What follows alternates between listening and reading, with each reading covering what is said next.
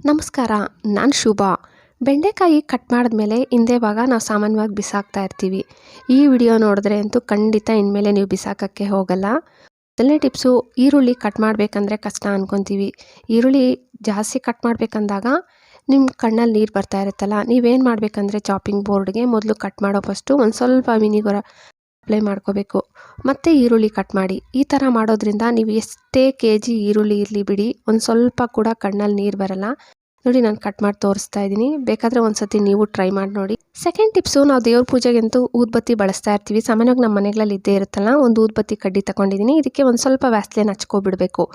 ಮತ್ತು ಇದನ್ನು ಹಚ್ಚಿಬಿಟ್ಟು ನೀವು ನಿಮ್ಮ ರೂಮಲ್ಲಾಗಲಿ ಹಾಲಲ್ಲಾಗಲಿ ರಾತ್ರಿ ಮಲಗಿರುವಾಗ ತುಂಬ ಸೊಳ್ಳೆ ಇದೆ, ಮನೆಯಲ್ಲಿ ಯಾವುದೇ ಕಾಯಿಲ್ ಇಲ್ಲ, ಸೊಳ್ಳೆ ಬತ್ತಿ ಇಲ್ಲ, ಆ ಟೈಮಲ್ಲಿ ಸೊಳ್ಳೆ ಜಾಸ್ತಿ ಇದೆ ಅನಿಸಿದಾಗ ನೀವೇನು ಮಾಡಬೇಕಂದ್ರೆ ಈ ಥರ ನಾನು ಹೇಳ್ಕೊಟ್ಟಂಗೆ ಒಂದು ಸತಿ ಟ್ರೈ ಮಾಡಿ.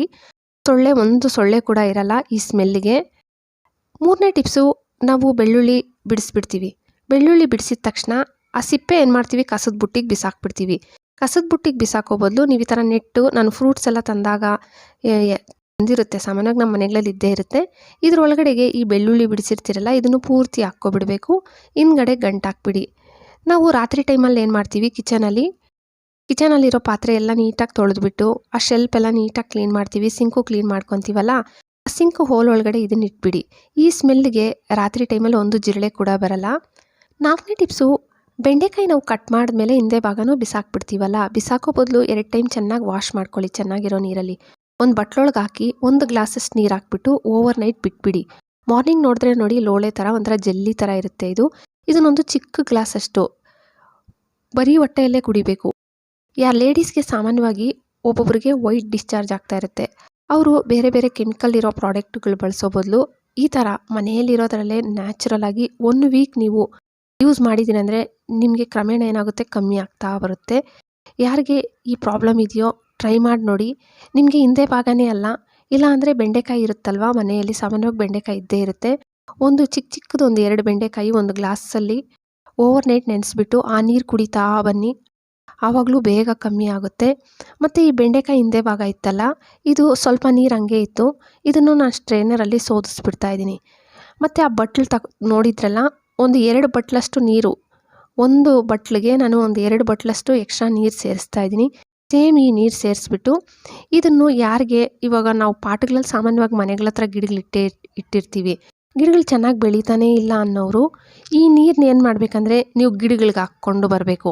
ಈ ಥರ ಮಾಡ್ಕೊಂಡು ಬಂದ್ರೂ ಗಿಡಗಳು ತುಂಬ ಚೆನ್ನಾಗಿ ಬೆಳೆಯುತ್ತೆ. ನೋಡಿ, ನಮ್ಮ ಪಾಟಲ್ಲಿರೋ ಗಿಡಗಳಿಗೆ ನಾನು ತರಕಾರಿದು ಯಾವುದೇ ವೇಸ್ಟ್ ಇದ್ದರೂ ಬಿಸಾಕಲ್ಲ, ನೀರಲ್ಲಿ ನೆನೆಸ್ಬಿಟ್ಟು ಆ ನೀರು ಹಾಕ್ತಾ ಇರ್ತೀನಿ.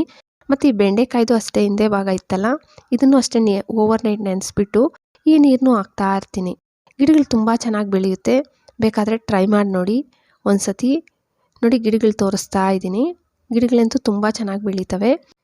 5ನೇ ಟಿಪ್ಸು, ಚಾಕು ಆಗಲಿ ಕತ್ರಿ ಆಗಲಿ ನಾವು ಜಾಸ್ತಿ ಯೂಸ್ ಮಾಡ್ದಂಗೆ ಅವ್ರ ಶಾರ್ಪ್ನೆಸ್ ಕಮ್ಮಿ ಆಗಿಬಿಡುತ್ತೆ. ಶಾರ್ಪೇ ಇರಲ್ಲ ಅಂದಾಗ ನೀವು ಸ್ಟೀಲ್ ನಾರು, ನಿಮ್ಮ ಮನೆಯಲ್ಲಿ ಹಳೇದು ಯಾವುದನ್ನ ಸ್ಟೀಲ್ ನಾರು ಇರುತ್ತಲ್ಲ, ಇದಕ್ಕೆ ಒಂದು ಸ್ವಲ್ಪ ಪುಡಿ ಉಪ್ಪು, ಒಂದು ಸ್ವಲ್ಪ ಪೇಸ್ಟ್ ಹಾಕ್ಕೋಬೇಕು. ಇದನ್ನು ನಿಮ್ಮ ಚಾಕು, ಈ ಚಾಕು ಶಾರ್ಪೇ ಇಲ್ಲ, ಏನಾದರೂ ಕಟ್ ಮಾಡ್ತಾಯಿದ್ರೆ ಕಟ್ಟೇ ಆಗ್ತಾಯಿಲ್ಲ, ಆ ಟೈಮಲ್ಲಿ ಏನು ಮಾಡಬೇಕಂದ್ರೆ ಈ ಸ್ಟೀಲ್ ನಾರು ತಗೊಂಡು ಚೆನ್ನಾಗಿ ಉಜ್ಜಬೇಕು. ಇದೇ ಅಲ್ಲ, ಚಾಕುನೇ ಅಲ್ಲ, ಕತ್ರಿನೂ ಅಷ್ಟೇ, ಒಂದೊಂದು ಟೈಮ್ ಕಟ್ಟೇ ಆಗಲ್ಲ. ಆ ಟೈಮಲ್ಲಿ ನೀವು ಈ ಥರ ಒಂದು ಸತಿ ಟ್ರೈ ಮಾಡಿ. ಇವಾಗ ಸ್ಟೀಲ್ ನಾರಂತೂ ಇದ್ದೇ ಇರುತ್ತಲ್ಲ, ಇದರೊಳಗಡೆ ಒಂದು ಸ್ವಲ್ಪ ಪುಡಿ ಉಪ್ಪು, ಪೇಸ್ಟು, ನಿಮ್ಮ ಮನೇಲಿ ಬಳಸೋ ಯಾವುದೇ ಪೇಸ್ಟ್ ಆಗಲಿ ಬಿಡಿ, ಒಂದು ಸ್ವಲ್ಪ ಪೇಸ್ಟ್ ಹಾಕ್ಕೊಂಡು ಉಜ್ಜುತ್ತಾ ಇರಬೇಕು. ಚೆನ್ನಾಗಿ ಈ ಥರ ಉಜ್ಜಿದ್ದೀನಿ ಅಂತಂದರೆ ಒಂದು ಸ್ವಲ್ಪ ಹೊತ್ತಿಗೆ ಶಾರ್ಪ್ ಆಗಿಬಿಡುತ್ತೆ. ನೋಡಿ, ತೋರಿಸ್ತಾ ಇದ್ದೀನಿ, ನೀಟಾಗಿ ಶಾರ್ಪ್ ಆಗಿದೆ. ಇದನ್ನು ಮತ್ತೆ ವಾಶ್ ಮಾಡಿಬಿಟ್ಟು ಮತ್ತೆ ಬಳಸ್ಕೊಳ್ಳಿ. ನನ್ನ ವಿಡಿಯೋ ನಿಮಗೆ ಇಷ್ಟ ಆಗಿದೆ ಅಂದ್ಕೊತೀನಿ. ಪ್ಲೀಸ್ ವಿಡಿಯೋ ಏನಾದರೂ ಇಷ್ಟ ಆಗಿದ್ದರೆ ಒಂದು ಲೈಕ್ ಕೊಡೋದಂತೂ ಮರಿಬೇಡಿ. ಹಾಗೆ ಸಬ್ಸ್ಕ್ರೈಬ್ ಮಾಡಿಕೊಂಡು ನಿಮ್ಮ ಫ್ಯಾಮ್ಲಿ ಫ್ರೆಂಡ್ಸ್ಗೆ ಶೇರ್ ಮಾಡೋದಂತೂ ಮರಿಲೇಬೇಡಿ. Thank you friends.